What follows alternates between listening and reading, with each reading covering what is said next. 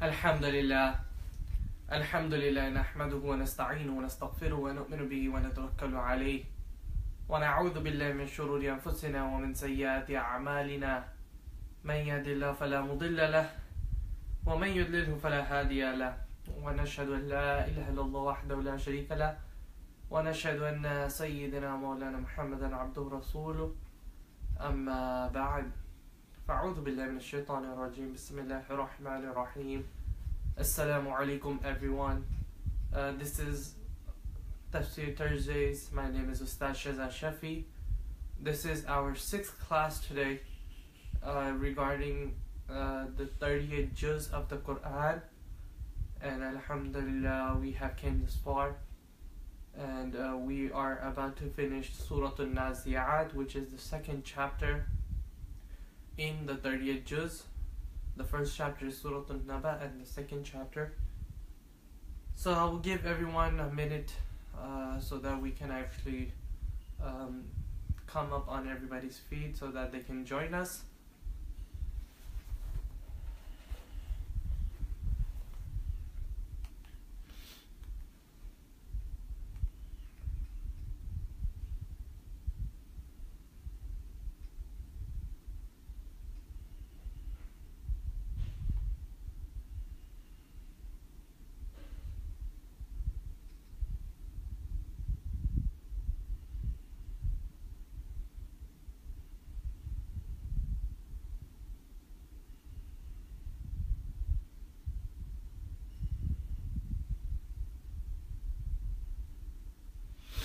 Bismillahirrahmanirrahim.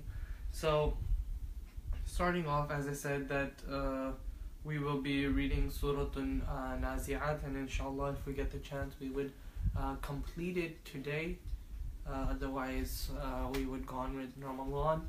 As for the situation of the class is in Ramadan, then that would be told on a status. It is still on pending on whether what time it should be done at.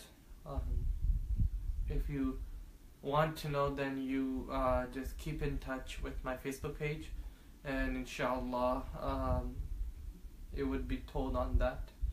Bismillahir Rahmanir Rahim. Allah subhanahu wa ta'ala says in the Qur'an, بعد أن أقول أعوذ بالله من الشيطان الرجيم بسم الله الرحمن الرحيم أأنتم أشد خلقا أم السماء بناها رفع سمكها فسواها وأغطش ليلها وأخرج ضحاها والأرض بعد ذلك دهاها أخرج منها ماءها ومرعاها والجبال أرساها متاعا لكم ولأنعامكم.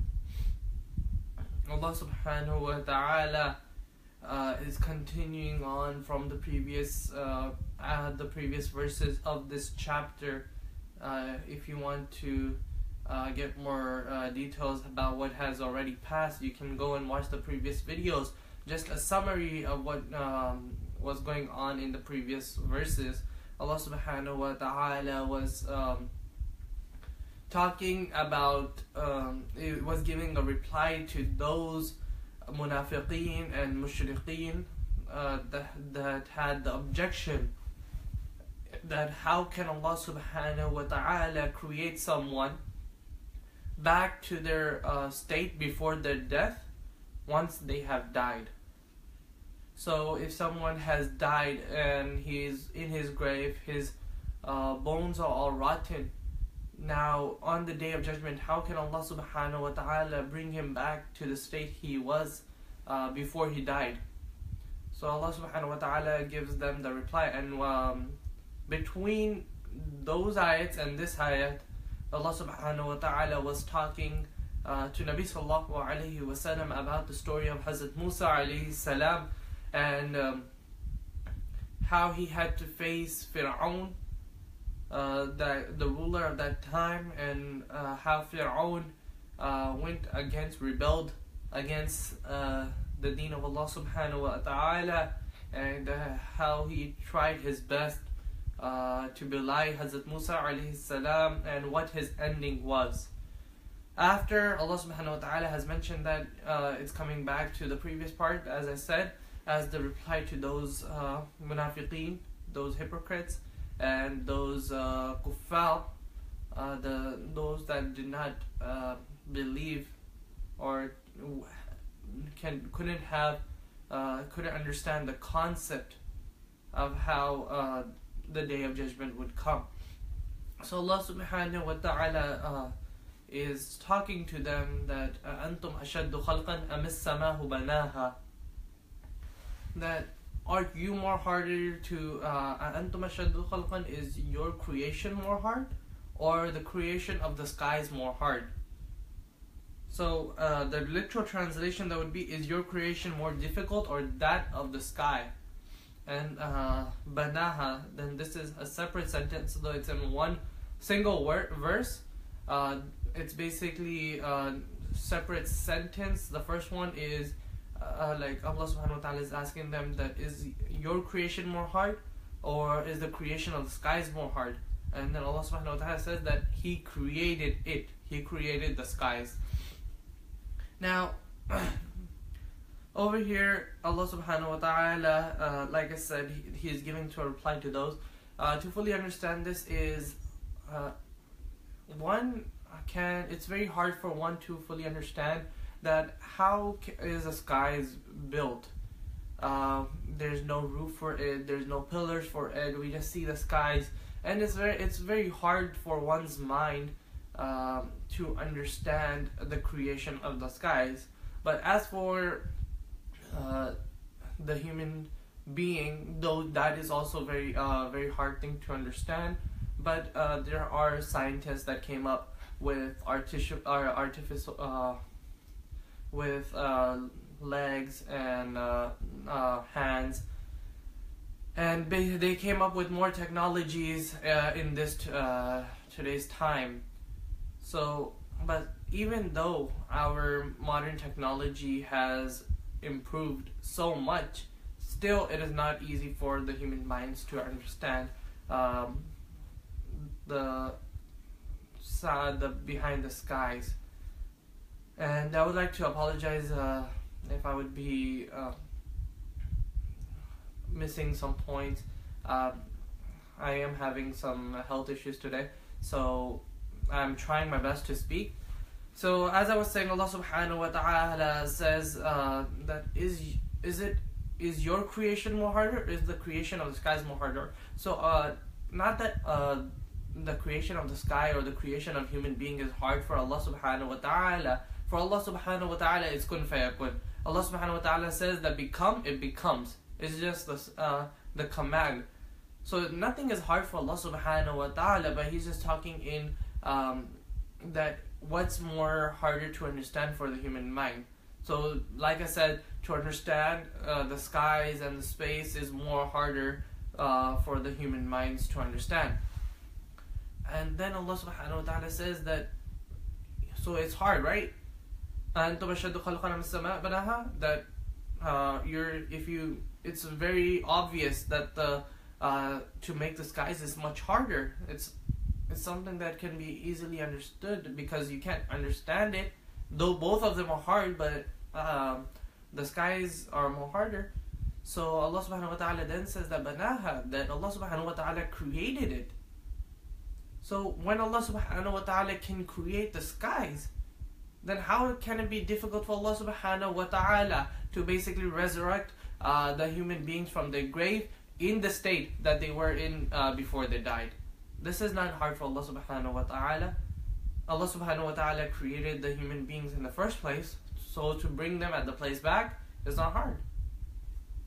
Then Allah subhanahu wa ta'ala just continues on in basically telling about when He said that the creation of the skies.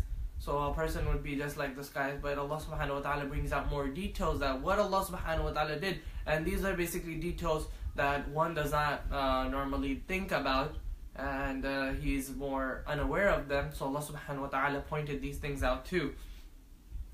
The next ayat Allah subhanahu wa ta'ala is just is talking about رَفَعَ سَمْكَهَا فَسَوَّاهَا. Allah subhanahu wa ta'ala says that He's talking about the skies, that He has raised its height and then made it proper, meaning that where the sky was supposed to be at, not all the way towards the ground, but to have its level, and then Allah subhanahu wa ta'ala made it fixed in its position. It's not falling upon the earth. Or so there's so many things about the sky that it's very hard for our minds to actually understand them. So that's why Allah subhanahu wa ta'ala is making sure that He's giving us all these examples so that we can think about it and we can know about the mercies and blessings that Allah subhanahu wa ta'ala has bestowed upon us. Then Allah subhanahu wa ta'ala says, وَأَغْطَشَ لَيْلَهَا وَأَخْرَجَ ضُحَاهَا. He's still talking about the skies. And Allah subhanahu wa ta'ala says, and darkened its night and brought forward its daylight. So this is another miracle by Allah subhanahu wa ta'ala, that how the sun comes out and there's daylight, and how it goes away, then it's darkness. So Allah subhanahu wa ta'ala, within the skies, within space, He created the sun that gives us the light. Then Allah subhanahu wa ta'ala is even talking more about what He created within the skies and within the earth. He then talks about وَالْأَرْضَ بَعْدَ ذَلِكَ دَحَاهَا. Now He talked about not all of the miracles that He has done within the skies. He just mentioned, like you can say, a summary. The more basic detail you can find in Surah Ar-Rahman. That whole surah is about the miracles of Allah subhanahu wa ta'ala.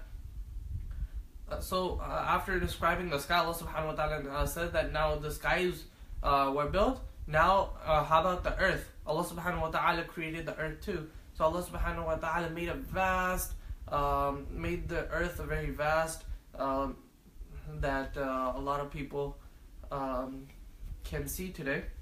The next ayat, Allah subhanahu wa ta'ala says, أَخْرَجَ مِنْهَا مَاءَهَا وَمَرْعَاهَا. Allah subhanahu wa ta'ala says that from this earth, after Allah subhanahu wa ta'ala He spread the earth, Allah subhanahu wa ta'ala took out water from it. Basically, from ma'aha means water, and from this water there are so many different type of waters. There's the river, there's the springs, there's the sea, there's the ocean, etc. All these waters that Allah subhanahu wa ta'ala took out from the earth. And the second word that Allah subhanahu wa ta'ala uses with ma'aha is wa mar'aha. And the mar'aha, it's not limited to any specific thing, but all those things that are coming out from the earth. So this includes fruits and vegetables and all greenery. It even includes gold and silver and other minerals that come out from the earth. Even according to some ulama, even the fire that comes out of the earth. And one of the examples is basically when a volcano erupts. So basically the lava that comes out, a lot of people say nar for lava too, so that can also come in the meaning of nar. So all these things that come out of the earth, and Allah subhanahu wa ta'ala have made them beneficial for us. So Allah subhanahu wa ta'ala basically from the earth took out all the the water, and mar'aha, all these things that are for benefit for the human beings. And why did Allah subhanahu wa ta'ala take them out? Allah subhanahu wa ta'ala mentions it in the next ayat. Allah subhanahu wa ta'ala says, actually before Allah subhanahu wa ta'ala mentions the reason, He says, وَالْجِبَالَ أَرْسَاهَا. Allah subhanahu wa ta'ala says that, and firmly fixed the mountains. And we went to a small discussion about this in the beginning of Surah An-Naba, of how the mountains are as a fixed position for the earth. If you want to see more details, you can go and watch class number 1 for Surah An-Naba. Then Allah subhanahu wa ta'ala mentioned that why did He do all these things? What was the reason Allah subhanahu wa ta'ala has bestowed us all these miracles? Why did and according to some ulama, this next ayat is regarding that ayat وَأَخْرَجَ مِنْهَا مَاءَهَا وَمَرْعَاهَا. Allah subhanahu wa ta'ala took out the water and the mar'a.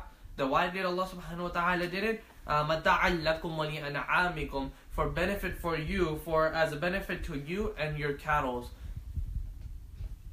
So that you can benefit from it. You can benefit from all these things, all the water and greenery that's coming out of the earth. You can benefit from it, and your animals. This includes horse. This includes cows, sheep, goats. All these cattle can benefit from it when they're gonna eat from that, then basically there's different benefits you can take from these cattle. So this was the part where Allah subhanahu wa ta'ala is talking about the creation of the skies and the earth, and as a refutation to those that have the objection that how can Allah subhanahu wa ta'ala recreate someone or bring someone back to their previous state after they have died. So Allah subhanahu wa ta'ala is talking about that you're talking about an easy thing, while Allah subhanahu wa ta'ala has even created a more harder thing for you guys. The next ayat, Allah subhanahu wa ta'ala is talking about Qiyamah, as all these ayats were revealed in Mecca and talking to the mushrikeen, so a lot of these ayats are talking about the Day of Judgment and warning the people about the Day of Judgment. And the main reason why these ayats come is that the mushrikeen at that time used to make a lot of fun, used to do istihza. Istihza means to do mockery regarding the Qiyamah. They used to come to Nabi sallallahu alayhi wasallam and used to do istihza, and one ayat is going to come later on that's going to talk that we're going to have this talk. So Allah subhanahu wa ta'ala now goes on after mentioning the creation, how He created the skies. Allah subhanahu wa ta'ala now is talking about the Qiyamah again. Allah subhanahu wa ta'ala says فَإِذَا جَاءَتِ الطَّامَّةُ الْكُبْرَى, that when the greatest havoc will take place. Tamatul Kubra means the greatest event, the big event, when that big event will take place. And by the big event, Allah subhanahu wa ta'ala is talking about the Day of Judgment. And after the second time the trumpet will be blown and everyone will come out of their graves. يَوْمَ يَتَذَكَّرُ الْإِنسَانُ مَا سَعَى, the day that the man, يَتَذَكَّرُ الْإِنسَانُ, the man will remember or will recall مَا سَعَى, what did he do. So not only for the kuffar but even for the mu'mineen, those that did good, those that did bad, every single thing that they did, they will remember on the Day of Judgment. Everything will be in front of them. وَبُرِّزَتِ الْجَحِيمُ لِمَنْ يَرَى, and the hell will be exposed for all who see. Now over here, وَبُرِّزَتِ الْجَحِيمُ, the hell will be exposed, it would come in front, لِمَنْ يَرَى, for those who see. Regarding this, there are two qawls. I'll first mention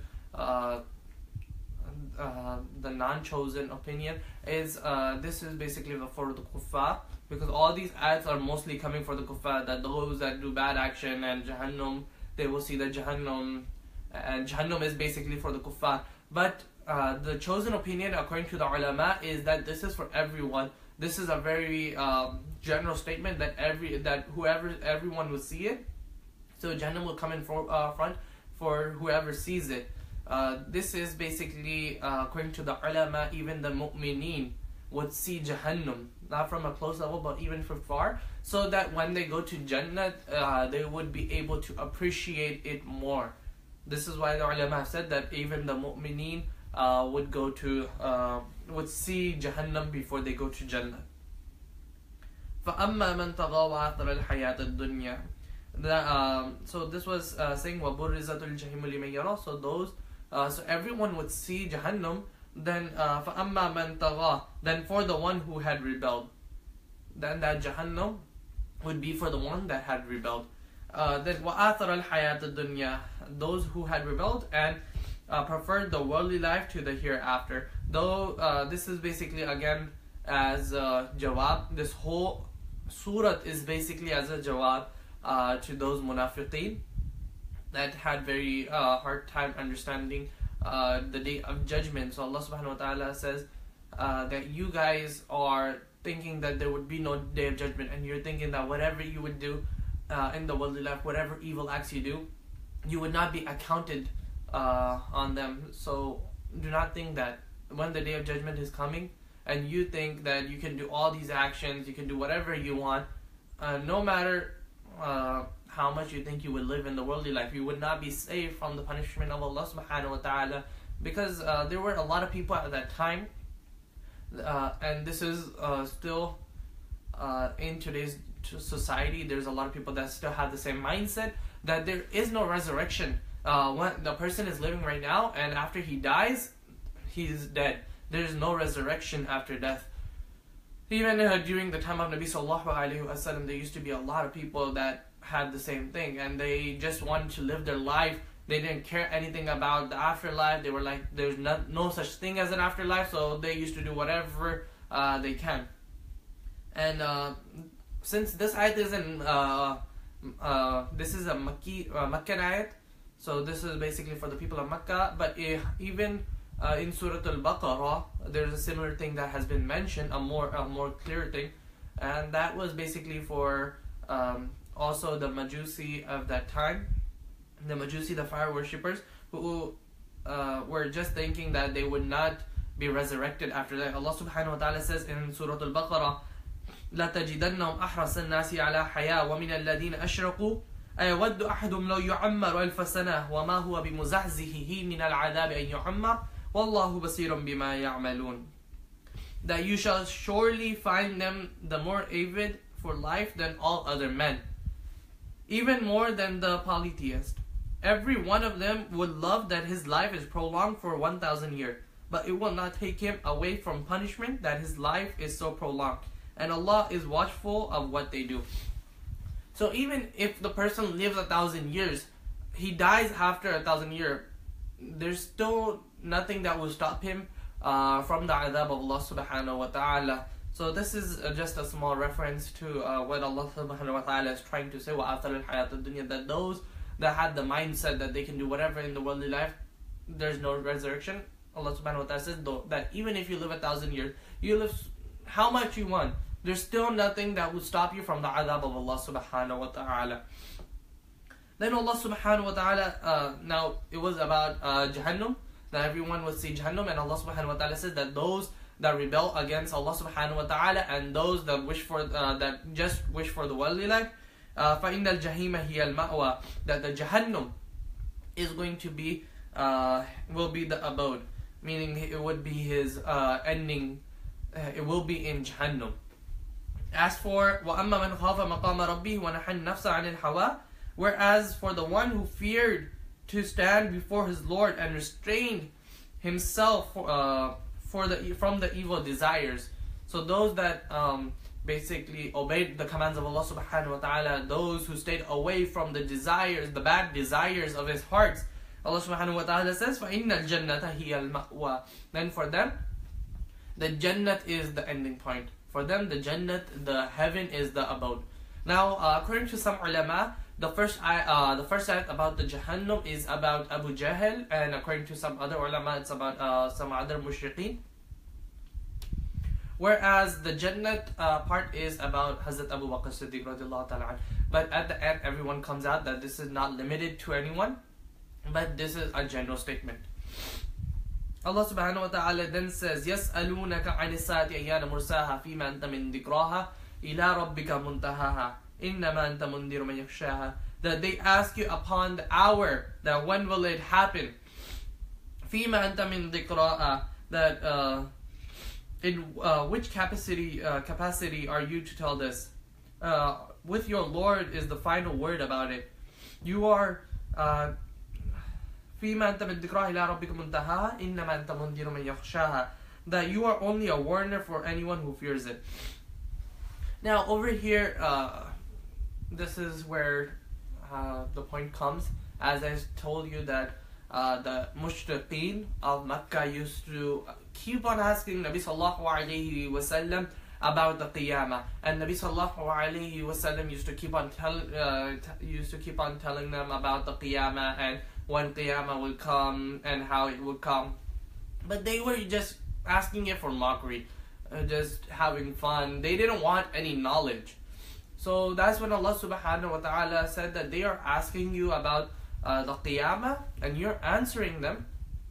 But this is an affair of Allah subhanahu wa ta'ala. Allah subhanahu wa ta'ala is the knowledgeable. Fima anta min dhikraha, that in what capacity are you to answer about this? So some people do take this in the wrong meaning, that Allah subhanahu wa ta'ala said that in what capacity are you to answer this, meaning that Nabi Sallallahu Alaihi Wasallam had no right to talk about the Day of Judgment. No, that's not what this ayat is about. This ayat is basically for not rather to criticize, you can say criticize Nabi Sallallahu Alaihi Wasallam, but rather, as you can take an example, when if someone is asking many questions from your friend, and your friend, like, you know, he's keep on answering them, but there's no effect, then you go up to them, leave them alone, come to me, don't talk to him, come to me. And you're being the real boss, trying to be the real boss. So it's not saying that a guy doesn't have any authority to say anything, but rather you're just pulling all the people towards you, that because you see that they're just trying to make fun of him. But when you're gonna go in there and you know that they are going to fear you once you say that come to me, they're just gonna, like, you know, back off and be like, nah, we're good. So this is the same thing that's happening. Allah subhanahu wa ta'ala isn't rejecting Nabi sallallahu alayhi wasallam's authority about mentioning about the qiyamah, but rather he's saying that don't go to him. You've asked enough questions from him. Come to me. You want the answers? Come to me. So just as to basically, not as criticism for Nabi Sallallahu Alaihi Wasallam, but to give an answer to the mushrikeen. And then Allah Subhanahu wa Ta'ala, He's still describing about the situation that إِنَّمَا أَنْتَ مُنْذِرُ مَنْ يَخْشَاهَا, that Nabi Sallallahu Alaihi Wasallam, He is a warner for the Qiyamah. While Allah Subhanahu wa Ta'ala is the one that is the real knower of the Qiyamah, and He is the one, by His command, the Qiyamah is going to happen. Then Allah Subhanahu wa Ta'ala talks about the last verse. He says, كَأَنَّمْ يَوْمَ يَوْنَا لَمْ يَلْبَثُوا إِلَّا عَشِيَّةً وَضُحَاهَا, that this Qiyamah, it would be so long that the day they will see it, the mushrikeen, when they see it, it will seem to them as if they did not live in the world, but only for one afternoon or the morning thereof. That when they're gonna go into the Jahannam and they're gonna feel the pain, then they're gonna be like, all this years that we lived in the world, this was just like a morning compared to the life they are going to live in the Jahannam. Because in the Jahannam, khalidina fiha, they will stay everlasting for it. But comparing that to today's life, so though you live 100 years, it's still nothing compared to the life after the Jahannam. So over here, we have finished Surah Al-Nazi'at today. If you have any questions, you can ask me right now. If you do not get the time to ask me right now, you can private message me. Inshallah, I will answer them to you. This is Tafseer Thursday with Ustad Shazad Shafi. Inshallah, in Ramadan, what the schedule would be posted on my Facebook page. Keep in touch. It would not be after Maghrib. Rather, if the situation, if the time grants us, then we would do it after Asr, inshallah. But right now it's not finalized, so keep in touch to my Facebook page, inshallah. I would let you guys know. If you have, again, any questions, please ask them. Otherwise, if you did like this class, please like this video and share it amongst your friends so that they can also learn about the Qur'an, and inshallah you would get the reward for it too. اللهم ربنا آتنا في الدنيا حسنة وفي الآخرة حسنة وقنا عذاب النار. اللهم ربنا تقبل منا إنك أنت السميع العليم وتب علينا إنك أنت التواب الرحيم. Ya Allah, Ya Rahman, Ya Rahim. Give us the tawfiq of learning the Qur'an and understanding the Qur'an, its meanings. Ya Allah, Ya Rahman, Ya Rahim. If any mistakes were done, Ya Allah, please forgive them. وصلى الله تعالى على خير خلق محمد وعلى آله وصحبه أجمعين برحمتك يا أرحم الراحمين.